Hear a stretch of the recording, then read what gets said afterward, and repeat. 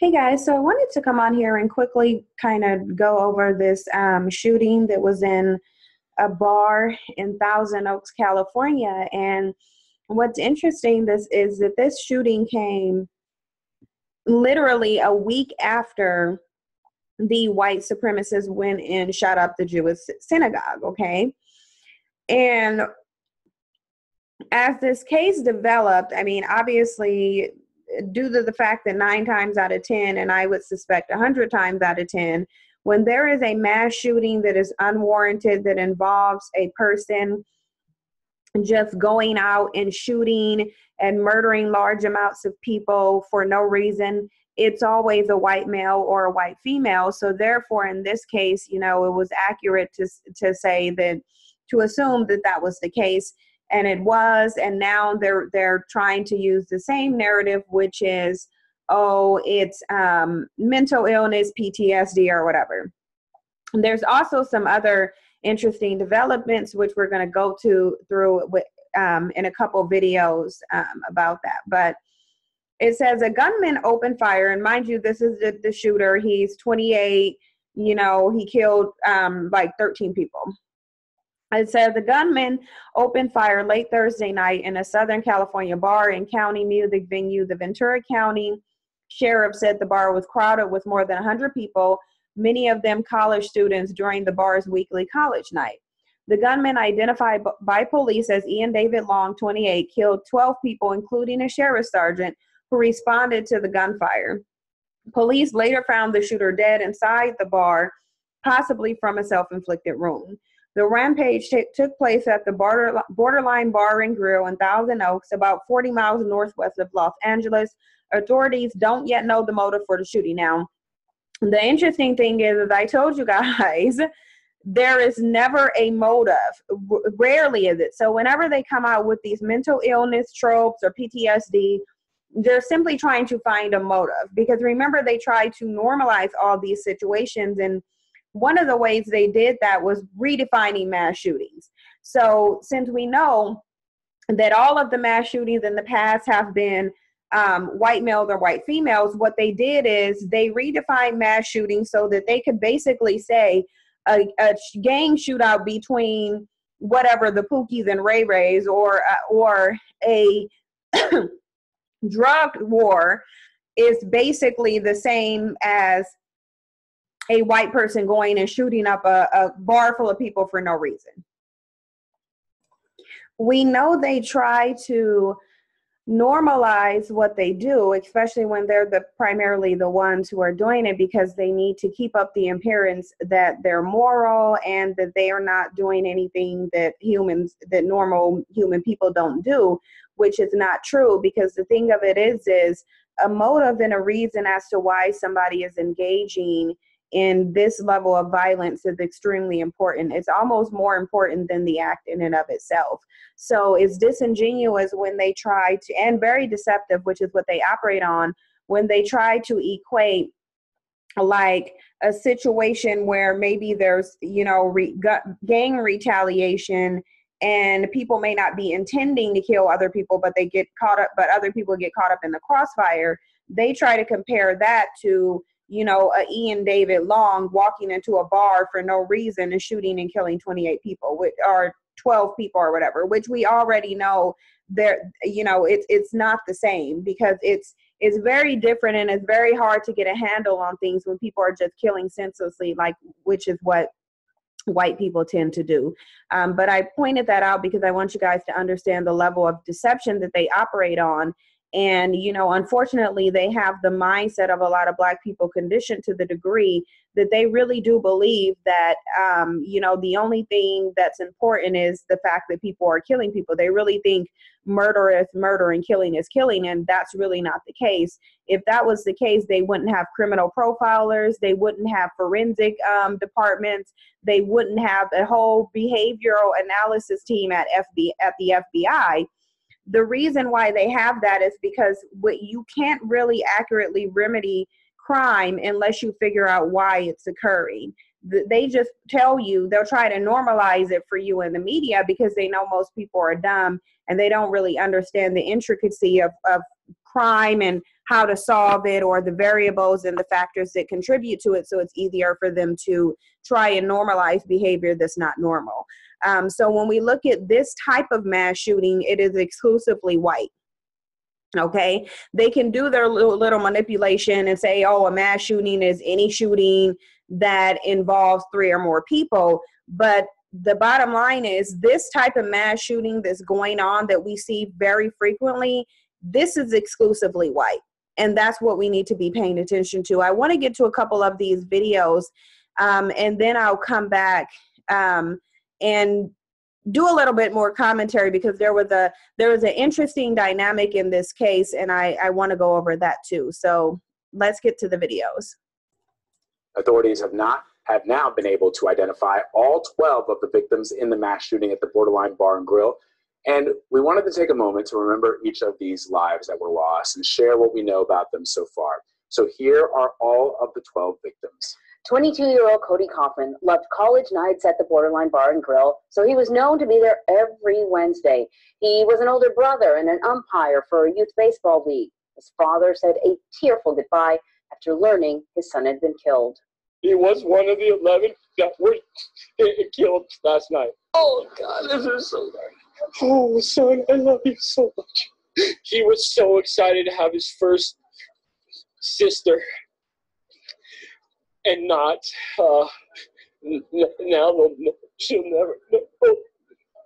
Notice how he doesn't have one tear. I want you guys to notice how they fake, just how much they fake emotion. This dude had no tears while he's sitting there pretending to hyperventilate. I just had to pause for the cause, but let's continue. So difficult to hear that. This is 22-year-old Elena Housley. She also died in the massacre. She was the niece of a former Fox News correspondent, Adam Housley, and his wife, actress Tamara Mowry Housley, best known for her role in the show Sister Sister. Elena's former high school principal remembered her as an exceptional student. Elena Housley is exactly the kind of young person that we all want our kids to be. I think it was Elena's authentic, genuine connection to people, seeing the best in others. And then there's Tel Ofanos. Incredibly, he survived the Las Vegas shooting in October of last year, only to be killed in Wednesday night's violence. Now, this is the most interesting thing. This right here is very, very interesting. Because if you guys think about that movie Final Destination, that's what actually I thought about when I heard about his part. I was like, okay, you know what? This man was clearly supposed to die. He was meant in every way, shape, and form to die, because when you survive one mass shooting by a white terrorist, and then a little over a year, because the Las Vegas shooting was last year in October, it's this year in November. So a year and a month later, you have that same person who was caught up in a mass shooting dying in a mass shooting. That means it was just your time to go. That's just what that means. And not only was it his time to go, he had a specific means of death that he was going to suffer from, and he wasn't escaping that, apparently. His mother has a powerful message calling for gun control. I don't want prayers. I don't want thoughts. I want gun control, and I hope to God nobody else sends me any more prayers. I want gun control. But here's the thing, because they keep saying gun control. The man who did this was an ex-Marine, okay? You think an ex-Marine isn't going to be able to get a gun? I don't care how much gun control there is. An ex-Marine is going to have access to guns. And see, they'll blame it on anything. That's why I don't feel sorry for them, because they refuse to address the fact that this isn't a gun control issue. Everybody has guns and everyone has access to guns, but only white people are going and engaging in mass shootings on this level. So therefore, that means this isn't a gun control issue. This is a white issue. No more guns. Justin Meek, who recently graduated from college, was about to enter the Coast Guard. His younger sister reportedly survived the shooting because he protected her. His friend, Daniel Manrique, was also a veteran who helped others transition into civilian life. His family said they have no doubt he died shielding others from bullets. Sean Adler was a bouncer at the bar. His friends describe him as a loving and devoted father. He'd be the first one to stand up to save somebody's life, no matter what age, color, kid, adult, elderly. He just was that guy. Many of the victims were young college students enjoying a night out, dancing with friends. This is 21-year-old Noelle Sparks. She went to Moore Park College. She was a youth camp leader, and her best friend told CBS News she loved to sing. And finally, Ron Heelis. He's the officer who was shot and killed when entering the Borderline Bar and Grill. The Ventura County Sheriff had this to say about the man being hailed as a hero. I said to her, because of Ron, many lives were saved.